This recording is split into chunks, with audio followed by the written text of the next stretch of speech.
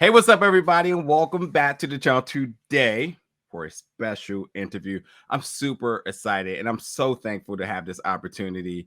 Man, this is going to be a fun one, y'all. So definitely sit back, have your tea, and not your tea for gossip, but for your tea to just want to intake and embrace the presence. See, she gets it. Eli Jane, actress, producer, business mogul, and model. None of that's Eli Jane. How you doing today? I am good. Thank you so much for having me. Absolutely. I got to start this off by saying that I'm extremely proud of you. I'm really am. Your story, both professionally and personally, of redemption is nothing short of just moving. You look when you research and you hear you talk, and then you look at you now and just how you're just radiating of energy and just you know it's a lot to really intake, and I can't stress enough just how proud I am as you're literally a walking testament, and everything you do you could just tell is a reflection of just wanting to give back to folks, and that's the part of humanity I love. So I just want to just make sure I say I'm proud of you and thankful for this opportunity. Thank you so much. Absolutely. So, folks, yes, I know I said it's an interview, and I know the graphics down there say it's an interview, but it's a conversation. We're gonna have some fun. I want to be able to use my platform today to really pry some wisdom and some knowledge out of this young, lovely lady today. So, first question I want to start off with here is life.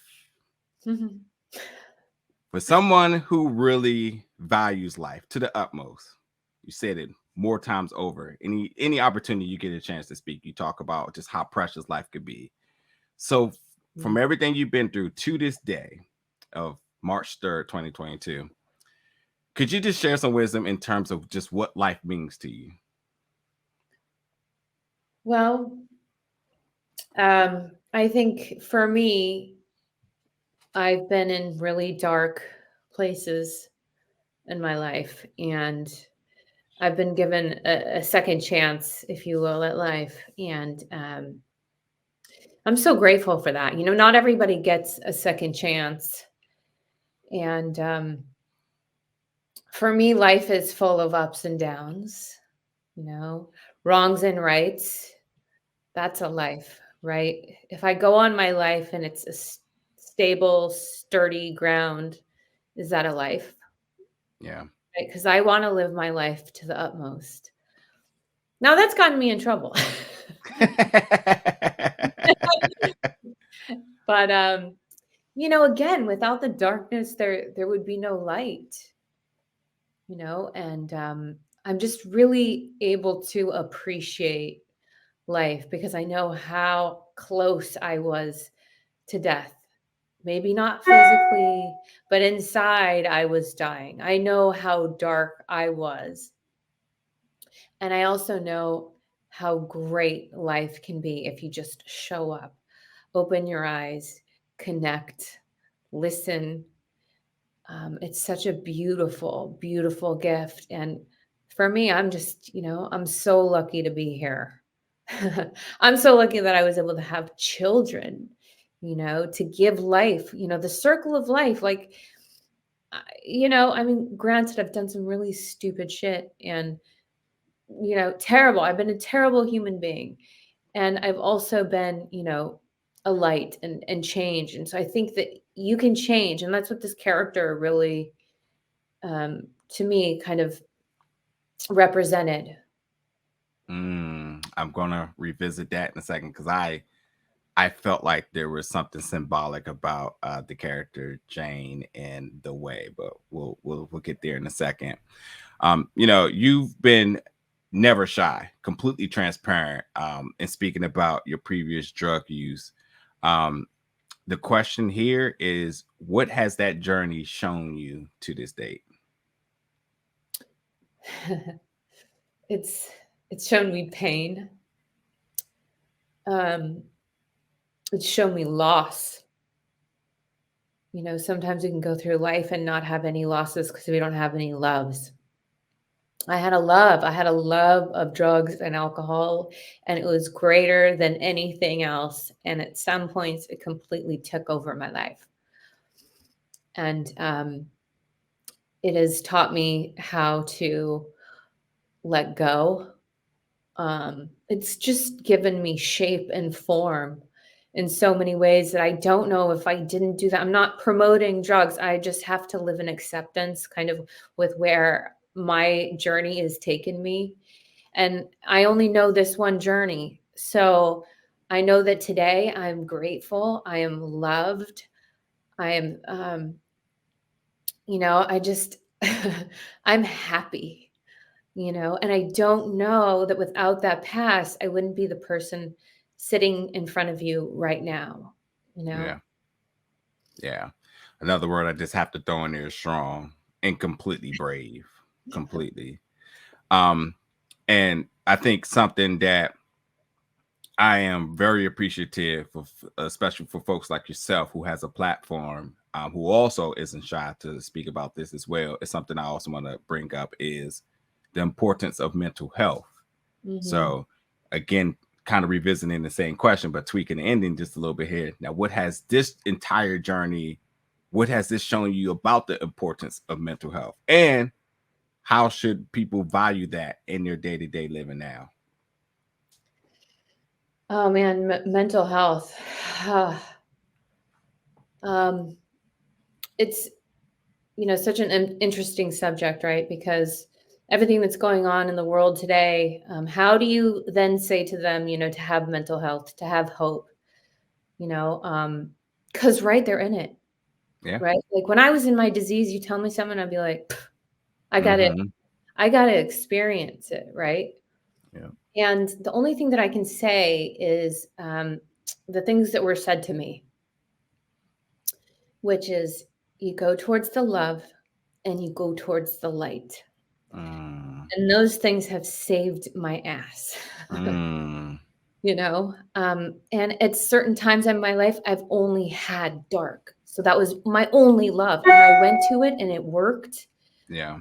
But as I've gone along on this life journey, what works for me today and why I'm probably sitting here with you at this exact very moment is because I did do the work Yeah. on my mental health. That I got so miserable in living in my shit that I couldn't do anything else. So, right, the Mm, misery became just too much, and I had to find another way to live. And I knew because I was a blamer, right? I would point it on you, on blah, blah, blah, blah, blah, and we should have more of this and that. And what I kept getting back, the responses, I have to work on me. Like, yeah. in order for me to make a difference on the planet, in myself, in my kids' lives, like I have to do the work on me. I am no good to anyone else unless my mental stability comes first. Yeah. So I think it's so important that we take care of. I mean, for me, I should talk about me, because you could be on your journey and wherever you are in life, and there's no rights or wrong. But for me, what was right and what works for me today is to have balance, to be physically fit, to eat well, to go towards the love, to go towards the light. I like to read. I have all of these different things that I didn't have before. I had one love.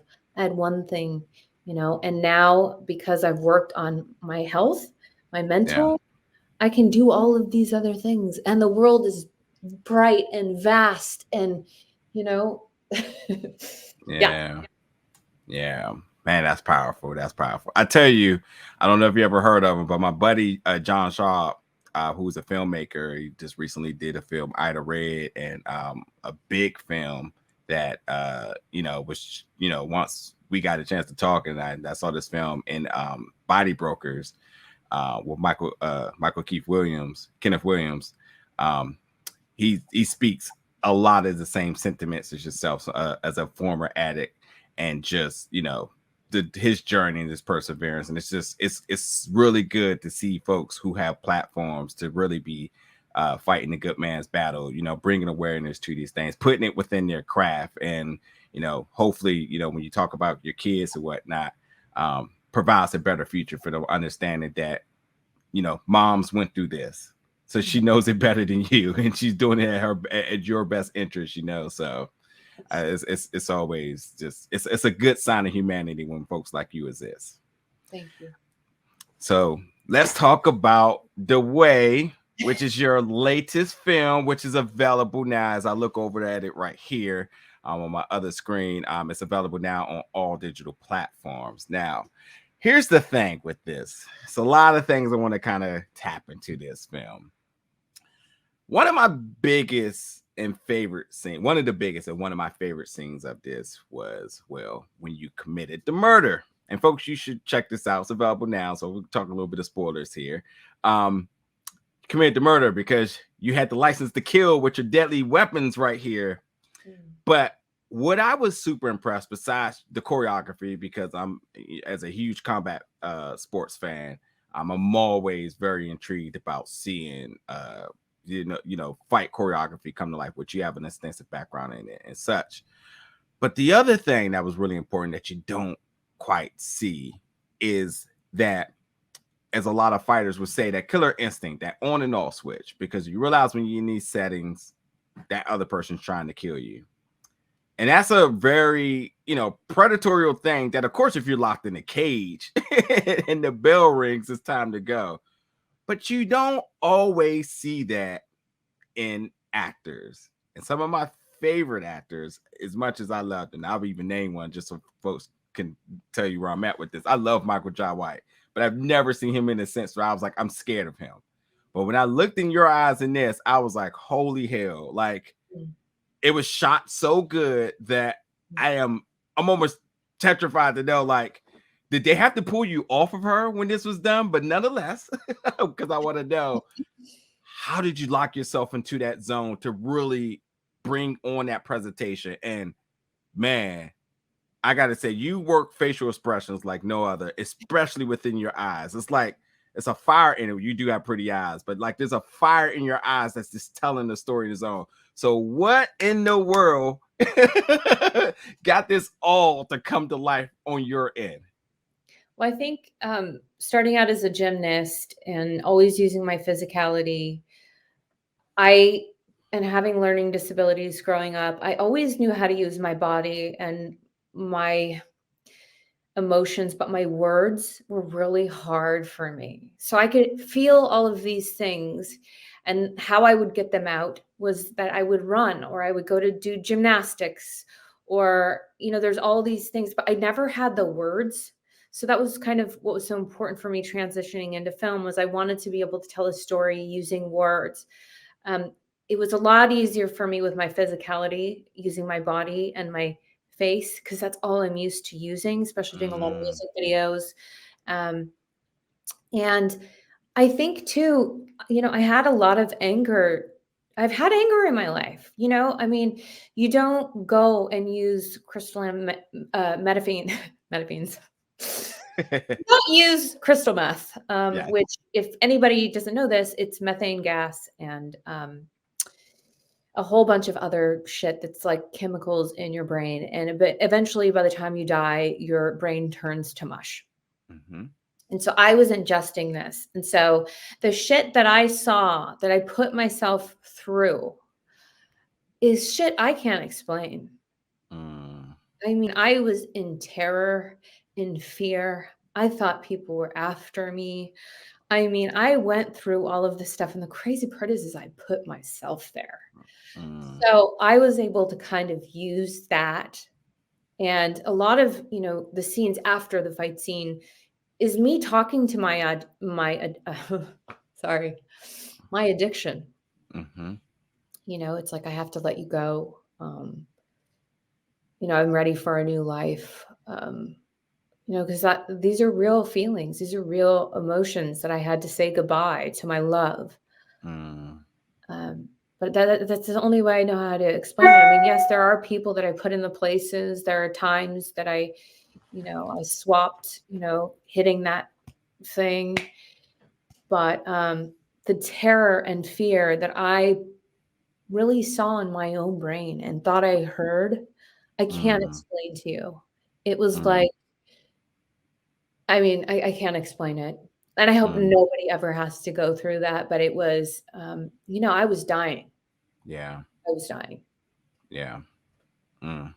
That's again deep, very deep, very deep. And again, I'm gonna just continue to tell you how just extremely proud I am to just have this opportunity to talk to you. But again, that you're using your existence today to bring awareness to everything that you've been through. You know, you easily can say like, I've been through this shit and I'm good. I'm doing good. Forget everybody else. But the fact that you're so open and very transparent about it, it's going to help somebody. You may never meet that person. I may never meet that person, but it's going to help somebody. I could promise you that. Now, talking about the character Jane, I know, folks, that's her last name, but the character first name is Jane. I thought, because this is how I watch my movies. I'm always looking for parallels or something symbolic, especially when it comes to casting. And then you think like, well, not casting Eli unless you know about her story, unless you know that, she's the perfect person for this role. So that means that in order to know she's a perfect person, not only do you want the audition, but you also want to kind of know a little bit of what she is about. And I thought something was interesting. And I want to know, because you talk a lot about, in other words, the demon that has been following you in your life from the things you've been through in your past. Jane, the character, being on death row for 13 years, I thought was a very specific range, a very specific tidbit in her story. Is this somehow symbolic to something that you've been through? The number? Yes. Or even the whole idea of the character being on death row, excuse me. Is there something like, would you equate to your life as being symbolic about this character going through what it is, but also doing the duration? Like, do you look at something in your life and say like, I've been struggling with this for this long, or this is how I felt when I was going through this or whatnot?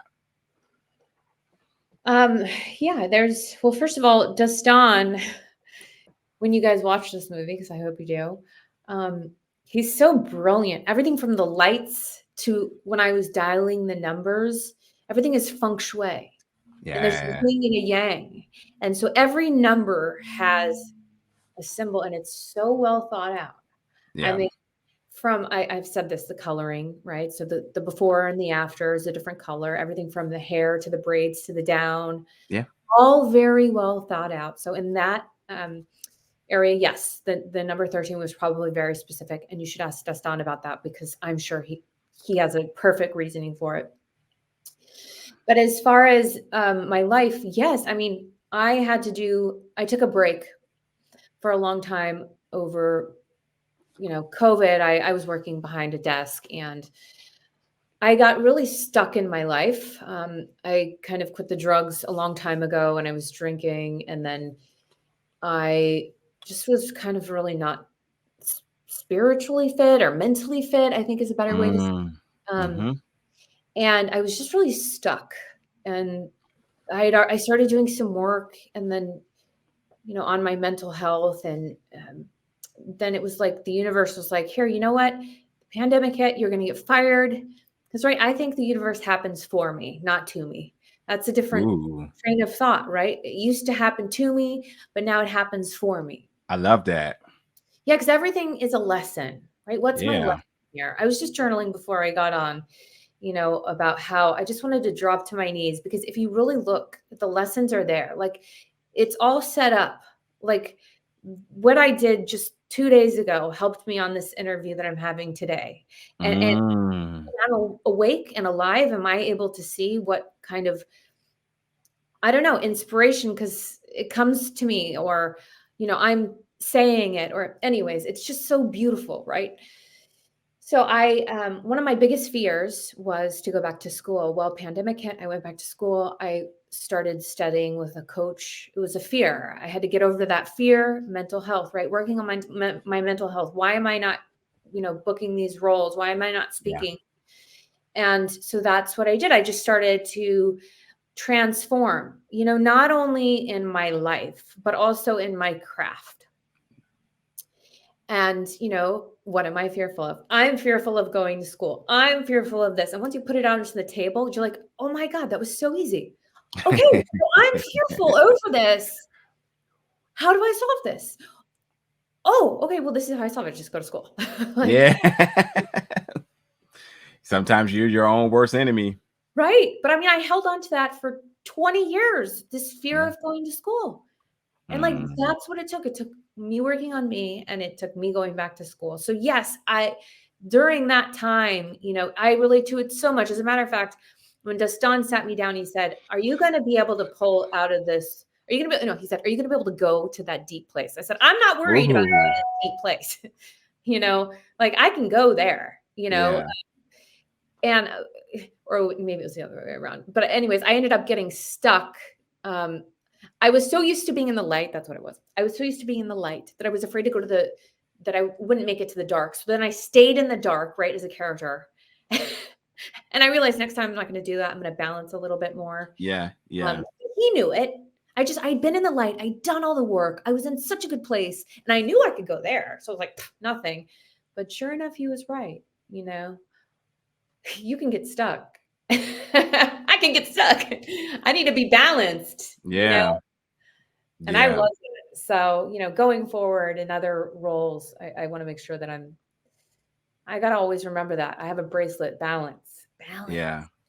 I have talked to a lot of actors, especially in terms of roles that are very dark and deep, and they all say the same thing. They said, "Man, it was rough getting up out of it, but now I'm going forward with balance."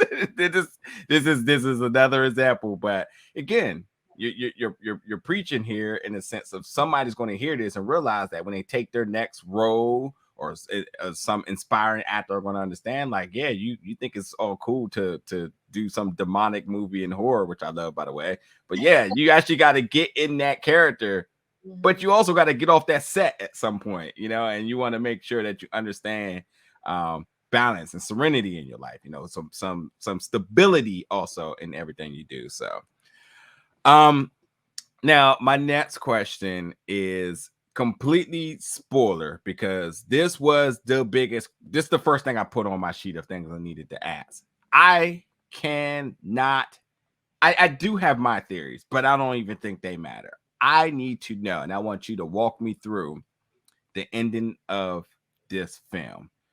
There is something I know I'm not grasping, or maybe I am, but I'm just not, should I say, I'm just not, maybe I'm just not so convinced in my own mind that I have exactly the message that's trying to be told. And that's with the character switching roles, but also Jane, to an extent, it seems that she has made peace with her life, Mhm. with everything that's happening. And we get the imagery after it and everything. But I want, if you could, explain to me the ending, but also could you explain to me what the ending means to you? Sure.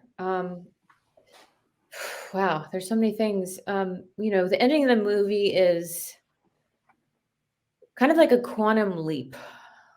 Um, I mean, I think that you can jump onto a new life if you want to seek it. Like, I'm 42 now. Lies. I swear. Um, I've heard different things. You can't work 40, but all kinds of stupid shit, and I think it's like what we tell ourselves. And I think that we can reset that. We can reprogram that and we can live several different lives. Like I can be a mother, I can be a this, I can be a gymnast, I can be a stunt person, I can be a model. I can be all of these things and I can keep evolving.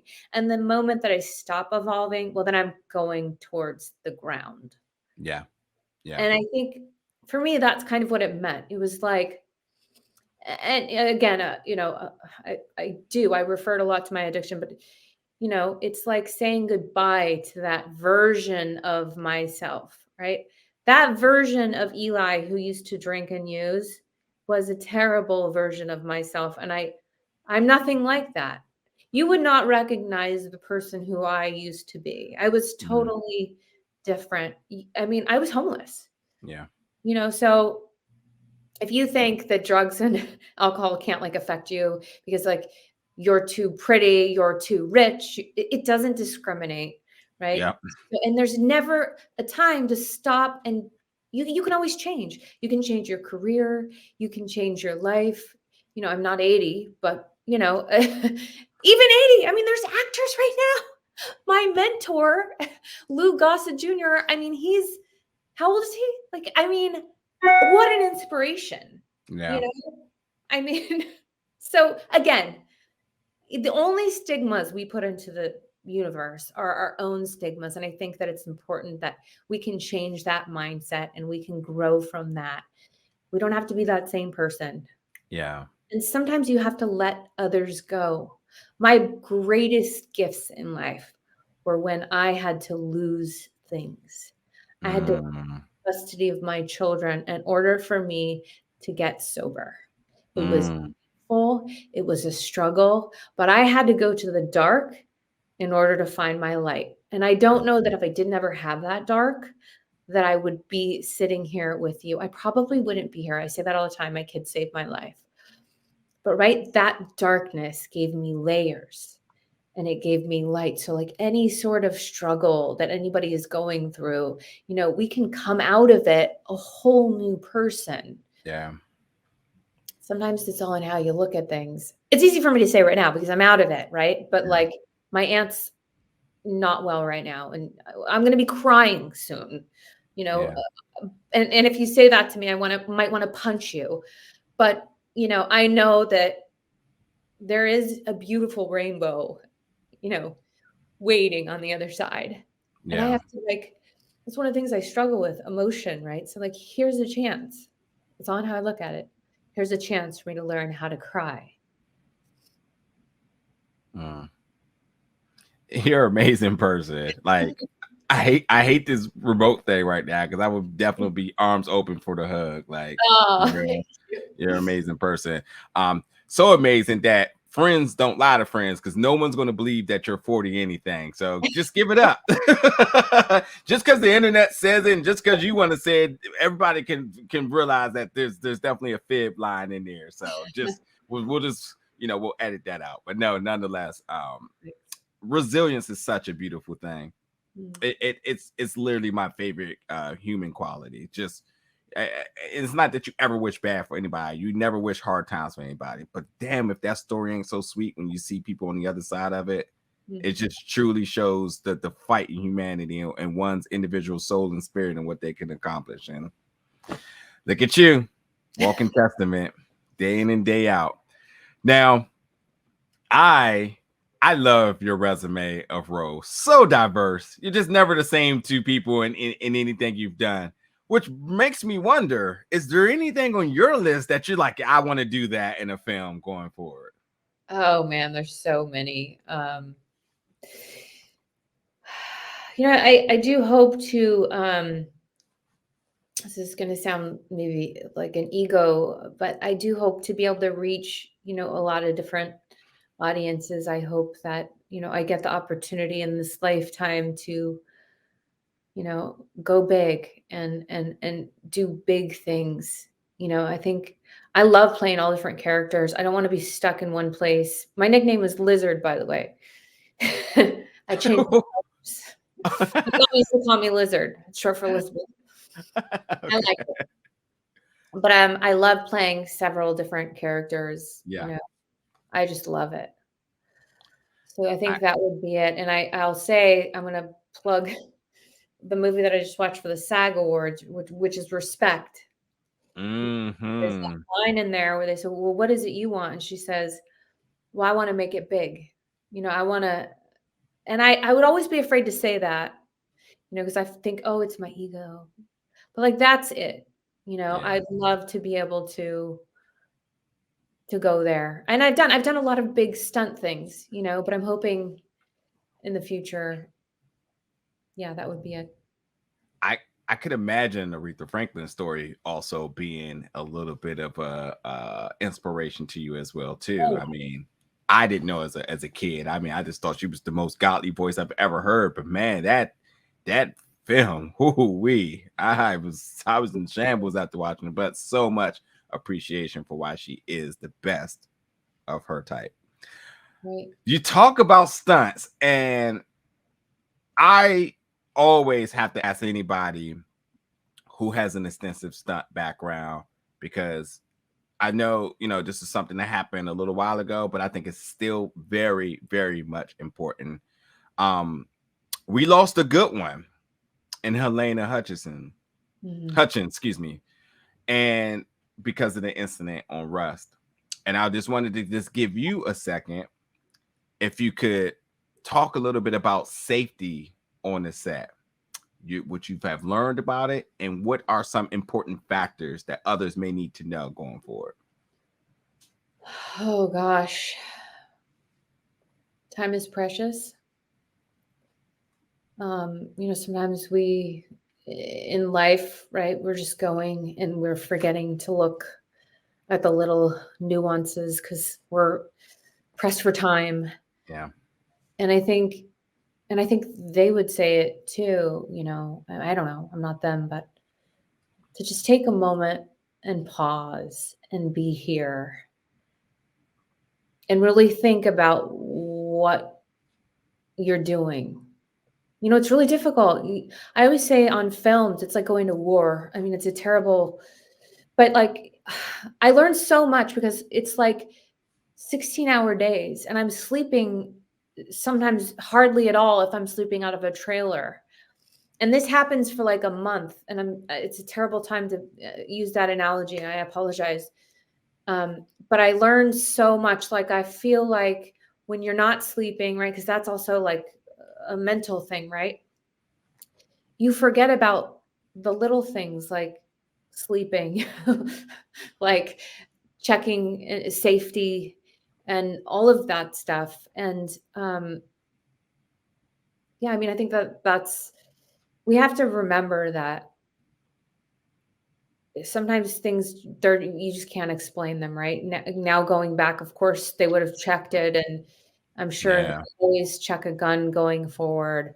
And I'm sure there's a lesson. I'm not going to try and tell them the lesson because they can figure it out. It's their life. yeah, But for me, it's so complicated because you're not sleeping. Your head isn't there. All the crew's tired. I heard. They haven't slept.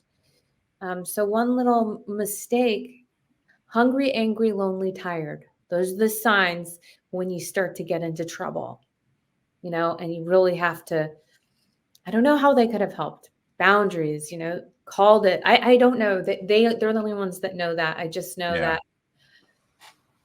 I'm gonna try and sleep more when I'm not, yeah, I mean, and again, this is why it can't be related to war because like you don't get the chance to sleep. You know what I mean? It's like it doesn't even relate. So it's a really bad analogy. But it just really puts me through the ringer sometimes when you're working such long days. yeah, yeah. When your body's calling, and speaking to you, you got to respond, and rest is very essential to all bodily functions. So you nailed it on that one. As a very midday avid napper, I can tell you that I'm getting all of my Z's Good. each and That's every why you day. have that smile. See? That's how he gets the ringer sometimes when you're working such long days. Yeah, yeah. When your body's calling, and speaking to you, you got to respond, and our eyes set on. I keep talking about your eyes. I keep looking at the screen. I'm just like, so much storytelling within them. They're absolutely beautiful. But what can we keep our eyes set on in terms of future projects you got covered up? Sure. I have some projects coming up, but I can't really discuss them. You can look on Gotta my love IMDb. NDAs. Huh? Gotta love NDAs. Yes, that's correct. You can look on my IMDb. Some of them are starting to pop up. Yeah, I still don't know if I'm allowed to say anything. And then you've got your a variety of stunts, and I don't know, but yeah. So just keep checking back with me, and more will be revealed. he's like, look, I'm not snitching, but y'all do y'all investigating out there. There may be something out there for you, but I'm not getting caught up. I'll tell you that. I used to get so confused with them. Like when I worked King Kong Skull Island, they had this really huge contract of like, you can't do this, you can't do that. And I was like, I got no pictures of doing stunts on that. It's like, so I'm sure there's something I could learn there, right? It's like, I don't need to be that crazy, but I am. So Yeah. Yeah. Yeah. Well, folks, I hope tonight's conversation for you all wasn't too deep, but things like this we have to talk about. We can't avoid. This is how we move better as humanity. You have folks such as Eli Jane, who is like I said, fighting the good man's battle out here, and this testimony and this experience, this wisdom, it may not touch me, it may not touch one of you listeners, but it will touch somebody. Somebody's going to hear it, and that's why these things have to happen, because for as precious as we talk about life, the things you talked about today may save somebody else's, and that's what being a human is all about. So a lot of love, um and we're going to stay positive, and we're going to keep uplifting each other. Mhm. We're going to take some rest, we're going to focus on our mental health, Yeah. and we're going to keep working our ass off. We're going to keep landing these big projects, we're going to keep smiling, we're going to be doing out there, we're going to punch some people in the, you're going to punch some people in the face, not, and hopefully not me. But you're going to keep being the badass that you are, a good mom, because like you said, you could be a bunch of different things, and hopefully you all decide that you want to do a bunch of them as well too. So, but I appreciate you so much taking time with me tonight. And folks, check out The Way. It's available on all digital platforms, your Amazons, your iTunes, all the stuff where you can get your movies at. It's everywhere. I checked it. It's literally everywhere. So it's no excuse. And you can check out Eli Jane playing Jane, who's a complete badass, who is I tell you, you're gonna see a lot of symmetry in the things that were said today with that character goes through, and it's special. And I love a good movie with a good message. That's my type of movie. So, but yes, as I said, thank you so much for tuning in, folks, and we'll see you around for more interviews very soon. Thank you.